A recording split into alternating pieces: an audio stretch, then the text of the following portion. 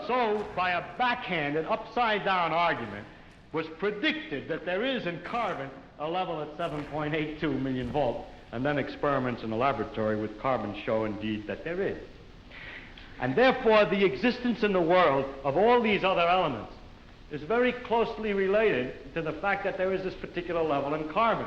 But the position of this particular level in carbon seems to us, after knowing the physical laws, to be a very complicated accident of 12 complicated particles interacting.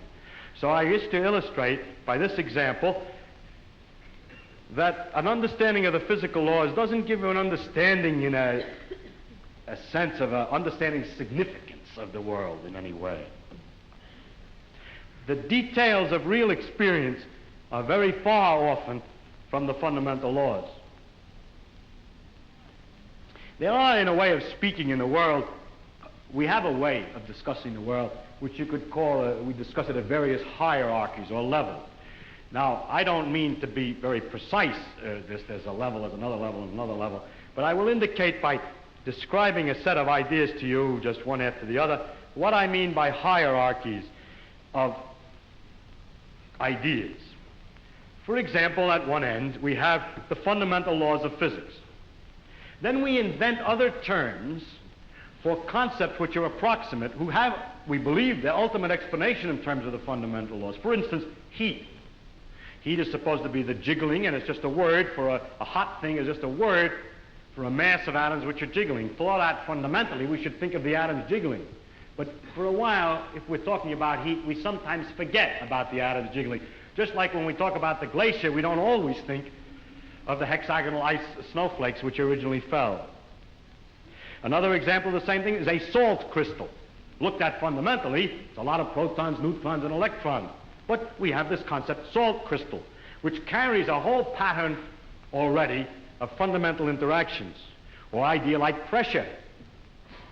Now, if we go higher up from this, in another level, we have properties of substances like refractive index, how light is bent when it goes through something, or surface tension, the fact that the water tends to pull itself together, is described by a number. I remind you that we have to go through several laws down to find out that it's the pull of the atoms and so on, but we still say surface tension, and don't worry when we're discussing surface tension of the inner workings always. Sometimes we do, sometimes we don't.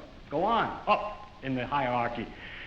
With the water we have the waves, and we have a thing like a storm. We have a word for storm, which represents an enormous mass of phenomena. Or sunspot, or star, which is an accumulation of things. And it's not worthwhile always to think of it way back. In fact, we can't, because the higher up we go, we have too many steps in between, each one of which is a little weak, and we haven't thought them all through yet. If we go up in this hierarchy of complexity, we get to things like frog, or nerve impulse, which you see is an enormously complicated thing in the physical world, involving an organization of matter in a very elaborate complexity. And then we go on, we come to things, words, and concepts like man, and history, or political expediency, and so forth, which is a series of concepts that we use to understand things at an ever higher level. And going on, we come to things like evil, and beauty, and hope. Now, which end is nearer to the ultimate creator, or the ultimate?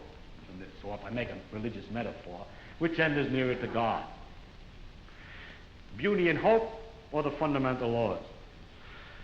I think that the right way, of course, is to say that the whole structural interconnections of the thing is the thing that we have to look at, and that the sequence of hierarchy, that all the sciences and all the efforts, not just the sciences, but all the efforts of intellectual kind, are to see the connections of the hierarchies, is to connect beauty to history, is to connect history to man's psychology, the man's psychology to the working of the brain to the neural impulse to the chemistry, and so forth, up and down, both ways. And today we cannot, and there's no use making believe we can, draw carefully a line all the way from one end of this thing to the other. In fact, we've just begun to see that there is this relative hierarchy. And so I don't think either end is nearer to God's. And it's to stand at either end and to walk out off the end of the pier only, hoping out in that direction is the complete understanding is a mistake. And to stand with evil and beauty and hope, or to stand with the fundamental laws, hoping that way to get a deep understanding of the whole world, with that aspect alone, is a mistake.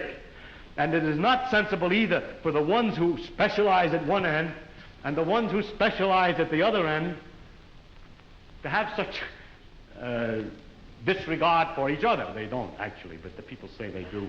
So. But that actually the great mass of workers in between, connecting one step to another, are improving all the time our understanding of the world, both from working at the ends and working in the middle.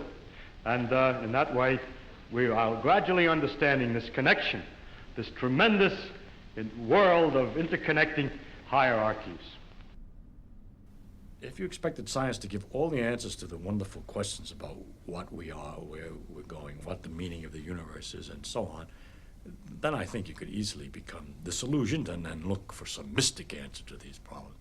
How a scientist can take a mystic answer, I don't know, because the whole spirit is to understand. Well, never mind that. I don't understand that. But anyhow, if you think of it, though, the way I think of what we're doing is we're exploring. We're trying to find out as much as we can about the world. People say to me, are you looking for the ultimate laws of physics?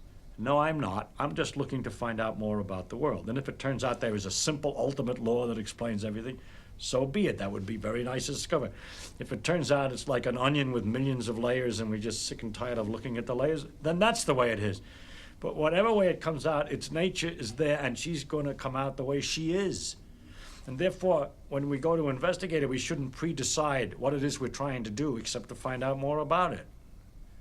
If you say, but your problem is, why do you find out more about it? If you thought that you were trying to find out more about it because you're going to get an answer to some deep philosophical question, you may be wrong. It may be that you can't get an answer to that particular question by finding out more about the character of nature. But I don't look at it. My interest in science is to simply find out about the world. And the more I find out, the better it is. I like to find out. There are very remarkable mysteries about the fact that we're able to do so many more things than apparently animals can do, and other questions like that. But those are mysteries I want to investigate without knowing the answer to them. And so altogether, I can't believe the special stories that have been made up about our relationship to the universe at large, because they seem to be too simple, too connected, too local, too provincial. The earth, he came to the earth. One of the aspects of God came to the earth, mind you. And look at what's out there. How can he, it isn't in proportion. Anyway, it's no use arguing. I can't argue it. I'm just trying to tell you why the scientific views that I have do have some effect on my beliefs. And also another thing has to do with the question of how do you find out if something's true?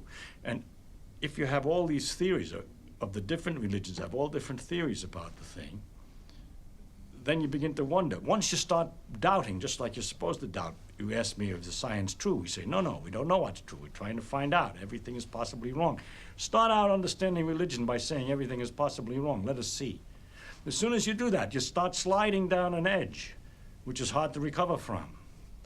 And so with the scientific view, or my father's view, that we should look to see what's true and what may not be true, once you start doubting, which I think to me is a very fundamental part of my soul, is to doubt and to ask.